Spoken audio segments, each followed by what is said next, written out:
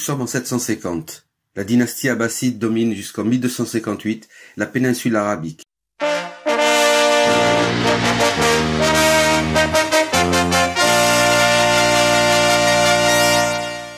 L'Irak, la Syrie, la Palestine, l'Égypte, l'Afrique du Nord, l'Espagne, l'Iran et la Transoxiane. C'est donc en plein règne abbasside, dans une atmosphère de concorde et d'amitié entre les diverses branches musulmanes, qu'est apparu au 8e siècle de l'ère chrétienne le mu'tazilisme. Il désigne une des premières écoles de théologie islamique. Le but était alors d'allier la raison à la foi, c'est-à-dire d'aborder la révélation à la lumière de la réflexion, fiqh, et du discernement, furqan. Les premiers mu'tazilites s'opposaient au fait de vivre leur foi uniquement par le biais d'une imitation irréfléchie, taqlid, de pratiques et de dogmes établis à partir d'une approche littéraliste des textes et de l'interprétation des anciens.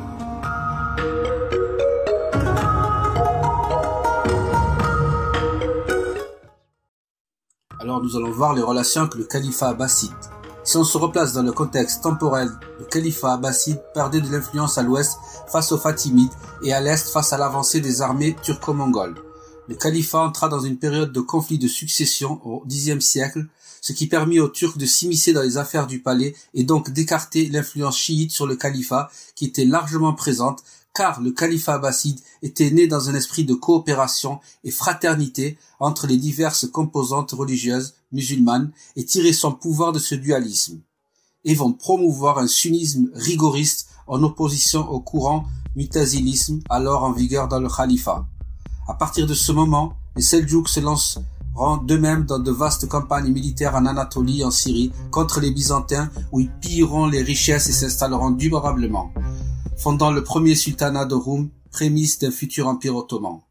Ce faisant, les Seldjouks interdisent les flux migratoires de pèlerins chrétiens, déclenchant ainsi la première croisade en 1099. Impuissant, le califat de Bagdad était condamné à se débattre difficilement pour sortir de l'orbite des Seldjouks. Il ne pouvait compter que sur de rares soldats et proches ainsi que sur sa garde de khorasanienne, puisque les émirs complotaient également en permanence autour de lui pour usurper du pouvoir. De nombreux khalifes, Al-Rashid et Al-Murtashid notamment, tentèrent des soulèvements, révoltes ou provocations et furent tous assassinés peu de temps après. Pratiquement tous ces assassinats furent décrits comme étant ceux des Nizarites.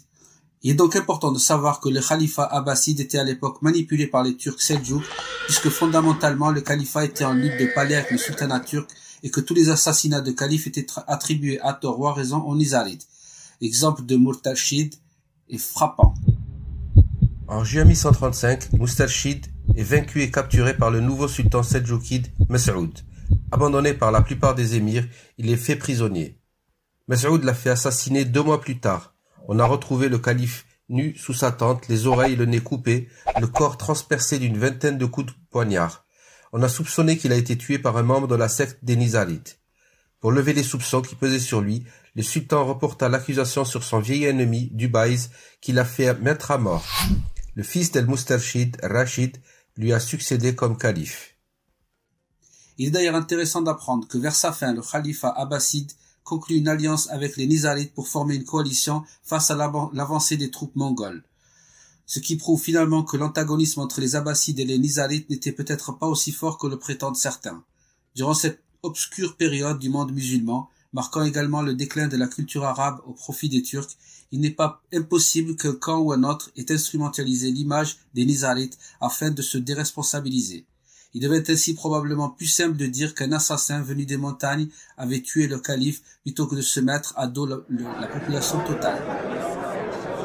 Finalement, les Nizarites et le califat abbasside ne purent pas faire face aux armées de Waïdjou et de Hulagu Khan qui pillèrent les places fortes nizarites et provoquèrent la tragique destruction de Bagdad. À partir de ce moment-là, la période qui suivra est parfois considérée comme un déclin pour le monde musulman et surtout pour le monde arabe qui tombe totalement entre les mains des Mamelouks et des Turcs.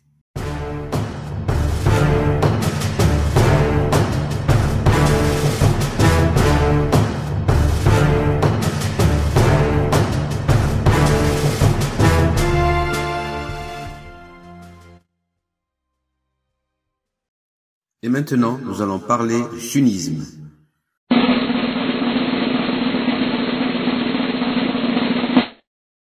Le sunnisme est finalement le groupe qui naquit en dernier chronologiquement. Pendant les discussions politico-religieuses qui eurent lieu entre les Mu'tazilites, les Qadarites, les Kharijites, les Chiites jusqu'en 847-848, fin de la Mihna, les traditionalistes, Ahl al-Hadith, passèrent leur temps à collecter les traditions en marge de toutes ces discussions auxquelles apparemment ils ne prenaient pas part. Les Mu'tazilites les surnommèrent ceux qui se gavent, et les Heshwiyya, terme aussi utilisé par les Asharites, les accusant d'être trop naïfs et d'accepter certaines traditions irréalistes et anthropomorphiques pour qualifier Dieu.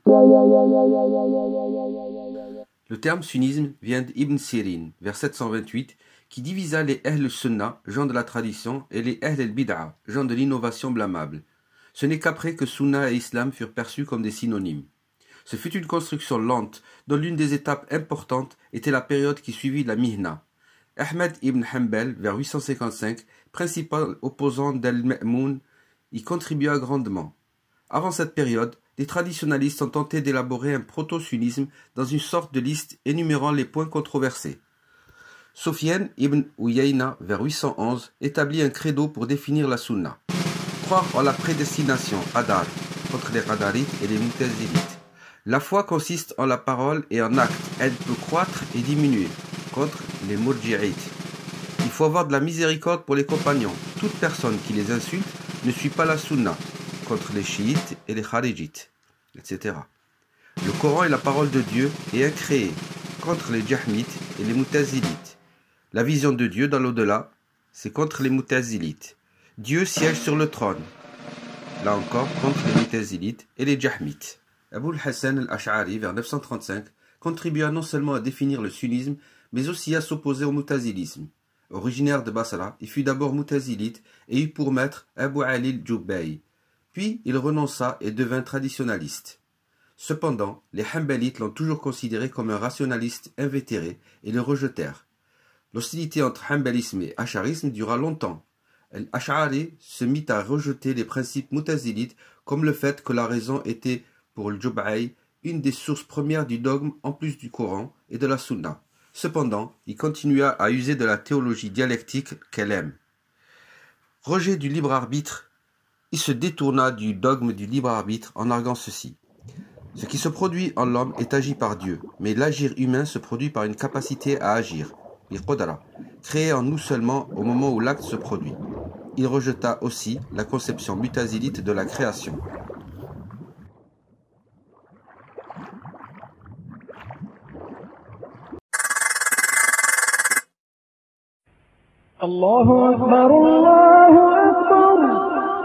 Au sein du mouvement sunnite, on distingue actuellement 4 grandes écoles d'interprétation. Le madhab. Les Hanafites, mouvement lancé par Abu Hanifa en 767, ils sont considérés comme les moins rigides dans leur interprétation de l'islam.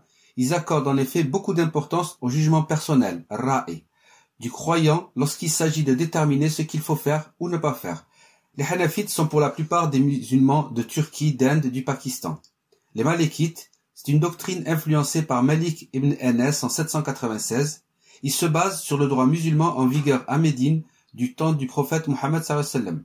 Ils accordent également une forte importance à l'opinion personnelle, ra'i, et se retrouvent principalement en Afrique du Nord et au Soudan. Les Shafi'ites, hérités du juriste musulman Shafi'i en 820, cette doctrine accorde beaucoup d'importance au droit musulman. Cette doctrine se retrouve dans le Golfe Persique et en Indonésie. Et enfin, les Hanbalites, ils sont considérés comme les plus rigoureux et les plus conservateurs dans leur vision de l'islam. Depuis Ahmed ibn Hanbal en 855, les Hanbalites se reposent sur une interprétation littérale stricte du Coran. Ce mouvement se retrouve essentiellement en Arabie Saoudite. La jurisprudence islamique est le fait de légiférer sur des lois religieuses à propos desquelles il n'existe aucun texte explicite, ni dans le Coran, ni dans les hadiths. Elle permet donc de savoir quelles sont les choses qui sont autorisées et celles qui ne le sont pas, de distinguer les actes obligatoires des actes recommandés dans les pratiques rituelles, etc., en se basant sur le Coran et la Sunna et selon des règles bien précises. Le musulman peut choisir n'importe laquelle des 4 écoles sans avoir peur de s'égarer. Chacune de ces écoles se valent, certaines sont plus strictes ou plus souples qu'une autre dans certaines questions. Ces 4 écoles se reconnaissent officiellement et constituent le sunnisme, c'est-à-dire l'ensemble des gens de la tradition, sunna, et de la communauté. Les divergences au sein de ces 4 écoles ne concernent que certains cas de jurisprudence. En effet, elles partagent toutes les quatre la même croyance en Dieu. Les quatre écoles juridiques ont fait l'unanimité en matière de droit musulman et ont gagné la confiance de toute la communauté jusqu'à l'apparition du mouvement salafisme wahhabite au XIXe siècle qui réfuta ces doctrines et établit à partir de l'Arabie une approche plus radicale de l'islam.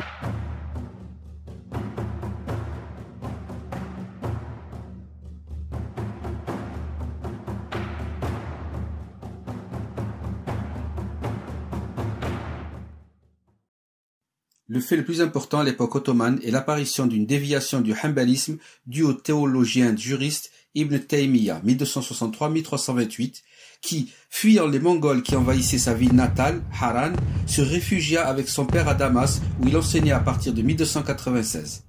Formé à l'école hanbalite, il a proposé une doctrine du juste milieu qui reconnaissait à chaque école son dû. Le rationalisme aux théologiens dogmatiques, la sunna aux traditionalistes du fiqh et l'exaltation de la volonté aux soufistes, mystiques unitaristes, partisans d'un système politico-religieux associant la puissance de l'État, sans lequel la religion périclite, et la religion sans laquelle l'État n'est que tyrannie, fondée sur la solidarité de tous, le riche est l'ami et l'associé du pauvre. Ibn Taymiyyah a exercé une influence de son vivant, même en Syrie et en Égypte. Mais la conquête ottomane et la prépondérance officielle du hanafisme a fait presque disparaître les idées d'Ibn Taymiyyah jusqu'à ce qu'un intellectuel éclectique, Mohammed Abdel Wahhab, 1703-1787 ou 1792, les fasse revivre dans une doctrine nouvelle à laquelle les Européens ont donné le nom de wahhabisme.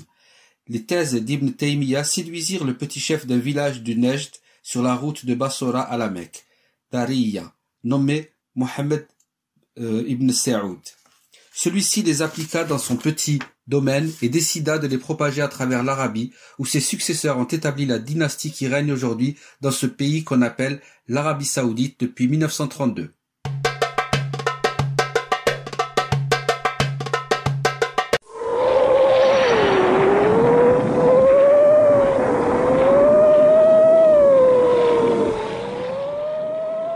Les chiites reconnaissent donc 12 imams, dont le Mahdi qui est né il y a plus de 1100 ans.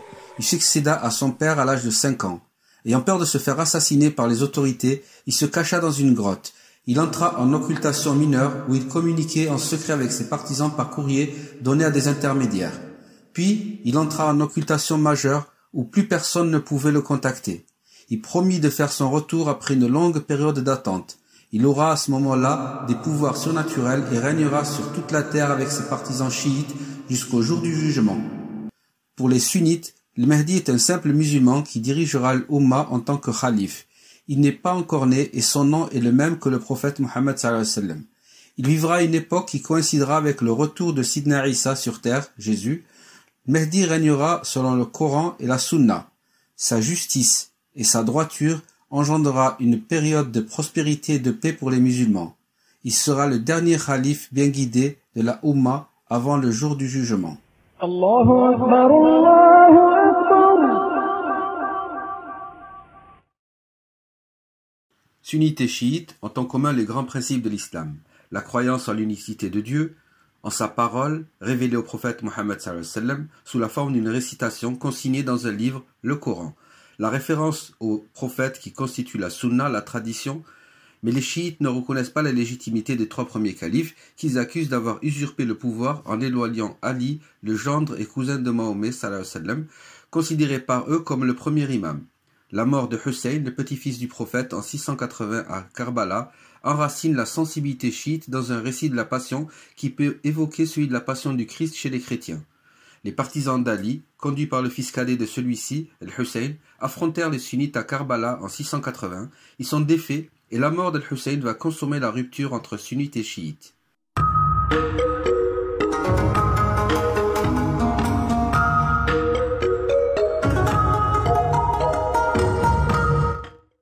Il représente aujourd'hui 10 à 15% des musulmans. Cette branche de l'islam est née des querelles de succession qui ont suivi la mort de Mohammed sallallahu alayhi wa sallam, mais c'est la conversion au XVIe siècle de l'empire iranien au chiisme qui leur a donné un bastion.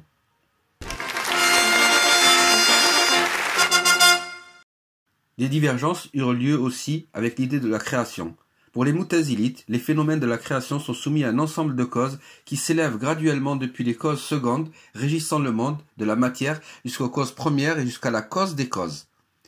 Les Acharites, de leur côté, adoptèrent la théorie de l'atomisme pour sauvegarder l'idée de toute puissance et leur idée de la création. La matière serait indivisible en soi, atome. Il faut pour la déterminer un principe transcendant, Dieu. Cette idée a pour conséquence la récurrence de la création. Les accidents que constituent les agglomérations d'atomes ont besoin de l'intervention d'un principe transcendant qui les crée et les soutienne. Donc il faut que la matière et l'accident soient créés à chaque instant. L'univers tout entier est maintenu par la main divine toute puissante qui lui conserve son unité, sa cohésion et sa durée. La ilaha illallah, Muhammad Rasulullah sallallahu alayhi wa sallam.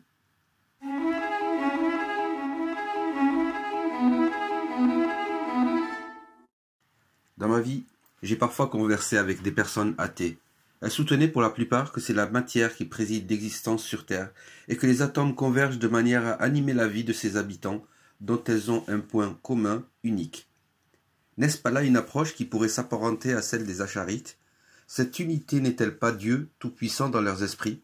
Sont-elles si athées que cela? Je crois pour ma part que les musulmans se sont trop longtemps tourné le dos, prétextant ça et là des différends ancestraux ou des conceptions trop éloignées pour les rapprocher. L'inconnu fait peur, il intrigue, il mène à la guerre et à la désolation. Puisqu'ils sont d'accord sur l'essence même de la religion, Allah est unique. Mahomet, son prophète, est donc le messager de l'islam. Le seul livre qui transcende l'homme est le Coran révélé par Dieu. Alors, ils doivent apprendre à se connaître, à s'accepter, à discuter. Chacun est libre de croire ou ne pas croire, de croire à sa manière, selon sa propre perception de la religion.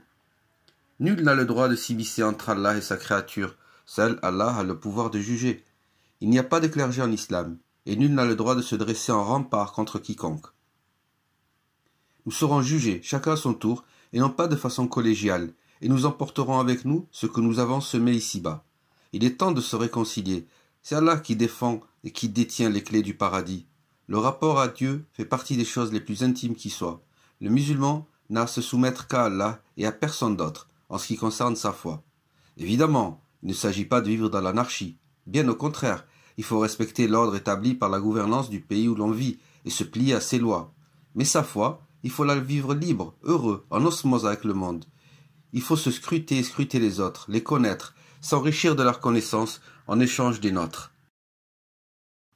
L'islam est une religion de paix, de fraternité, de science et de conscience, de l'amour et de la vie. C'est pourquoi elle a catégoriquement interdit le meurtre en enseignant « Quiconque tue intentionnellement un croyant, sa rétribution sera l'enfer. Il y demeurera éternellement, et Dieu le frappe de sa colère, le maudit, et il aura un châtiment énorme. » Coran, Surat Nisa, verset 93.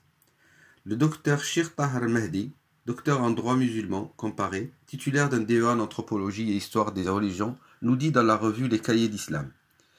L'islam assure à tous les hommes le droit à la vie, tous les hommes, à l'instruction, à la dignité, à la famille, à la propriété, au travail et surtout à la liberté dans toute son étendue. Ces droits sont humains, sans aucune autre considération, car dans le verset 70 du chapitre Voyage nocturne, le Coran dit « Nous avons certes ennobli les fils d'Adam, nous les avons transportés dans la terre comme la mer, et nous les pourvoyons de bonnes choses. Par conséquent, nous les avons privilégiés sur beaucoup de nos créatures. » Dans le verset 6 du chapitre Le Repentir, il est dit « Et lorsqu'un polythéiste demande protection, accorde-la lui jusqu'à ce qu'il entende la parole de Dieu, puis conduis-le à un lieu sûr. En cela demeure un rappel pour celui qui aurait un cœur et écoute comme un vrai vivant. » Surat al-Kahf, verset 37.